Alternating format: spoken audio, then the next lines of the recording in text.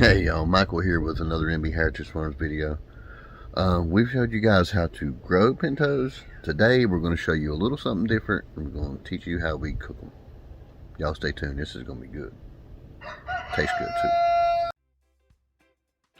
Okay everybody, so let's go ahead and get started. Now what I have here is around 2 pounds of beans. Actually it's pretty precise, 2 pounds of beans. These beans have been washed. I'm pretty particular about washing my beans. They've probably been washed about 3 times.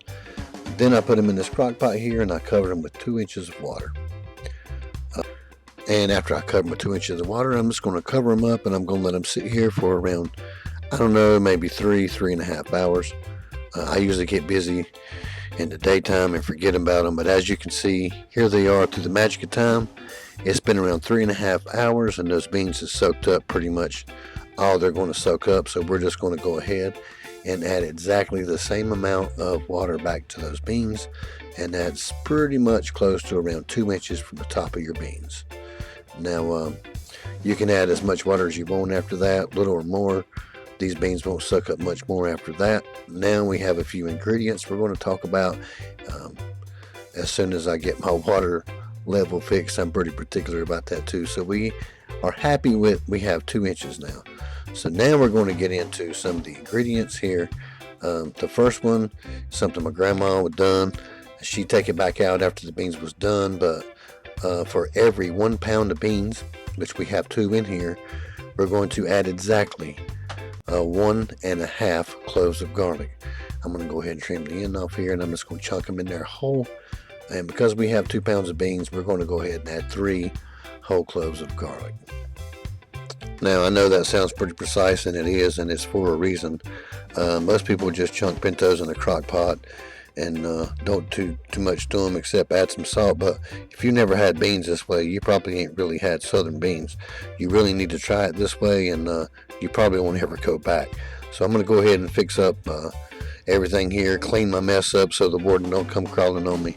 Now this next ingredient is my sworn secret and the success to my beans. This is something else that my grandma did. Just salted pork. Some people call it fatback. Call it whatever you want to call it, but it's just salted pork skin. We're not going to argue about stricken meat, fatback, and all that stuff. So as you can tell, this is basically as hard as raw pig skin. Not exactly raw, but it has tons of fat and lots of salt, and this is going to add tons of flavor to your beans. It's also going to act as a timer. So we're going to show you how we use this as a timer, which most of the time this is an indicator that your beans are going to be about halfway done. You can pick this stuff up pretty much anywhere. We go to a local butcher shop. Sometimes we drive up on a mountain in Virginia to get it. You can find substitutes for this at Walmart. It's not going to look exactly like this, but it'll work the same. And that's it. All we're going to do is put them on low and let them cook for a while. So now, as I stated earlier, the salted fatback pork is added for flavor, but it's also added as a timer. It helps us know when those beans are going to be done. Salted pork or fatback is really tough. It's almost like a raw pig skin. You could see in the video, if you could see me over there cutting, it's kind of tough to go through. So it takes a long time for it to get pretty soft, but usually it's for the flavor. Even if we have a timer on, we really don't care about the other part. We do add it for flavor, but it is a great timer. So I thought I'd throw that in there for you. Now that salted pork was added for flavor, but I'm going to go ahead and show you. These beans has been cooking around 6 hours. I'm going to go ahead and show you what they look like. You can tell they're not done because the beans are all pretty much kind of a different color. So we're going to go ahead and we're going to show you guys what that looks like. And we're also going to show you what this pork fat looks like. Now see, those beans are a little bit different color. That indicates that we know the beans ain't done, but we're also going to show you with this fatback, we're going to show you the consistency of it. The fatback is going to tell you somewhere around when your beans are halfway done.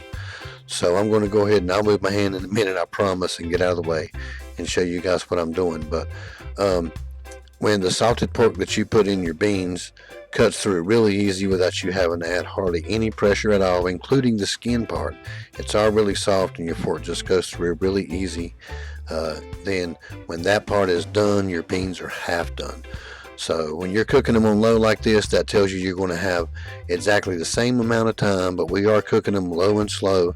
So we have somewhere around about another 4 to 6 hours on these beans. But it's worth the wait, I promise. So now we're going to go ahead and cover these babies back up, and we're going to let them go for probably another 4 hours and show you what they look like from there. Here we are at 4 hours, and I'll go ahead and let you see a spoonful of beans, and as you can tell, they're a little more uniform. Some of the skins are starting to roll off, but we're going to go ahead and show you what they look like at the full 6 hours. Now, as soon as the steam clears, and don't worry, we have a gadget that makes it go away faster. We have 12 hours of low and slow cooking on these beans. We're going to call them done for supper. All the beans are pretty much the same color now. The only thing we're missing is some of that famous NB Heritage Farms chow chow. We'd like to add that in on our beans sometimes. Now, as far as the time goes, you guys can drop your crock pot on high and go ahead and cut your time in half. But I'm going to go ahead and just call it quits from here. Now, these beans and what we call the bean soup or gravy is always better after they come out of the refrigerator the next day, but we're going to have some for supper right now. So I want to thank everybody for watching, and we're going to go ahead and eat some now, but I can't wait to get them out of the fridge tomorrow. That's when they show their true potential. Hey y'all, this is it. That's it for the video. We hope you enjoyed it, and try it one time, because I promise you're going to love them. Also remember that if you're doing videos like this, and we showed you guys how to grow the pintos, now we're showing you how to cook them. When you do videos like this, put that Gardengurus hashtag in there, because we also enjoy looking at the recipes and the way you guys process and put up food. So don't forget to use that hashtag when you're doing recipe videos like this. And again, we'll try to see you on the next one.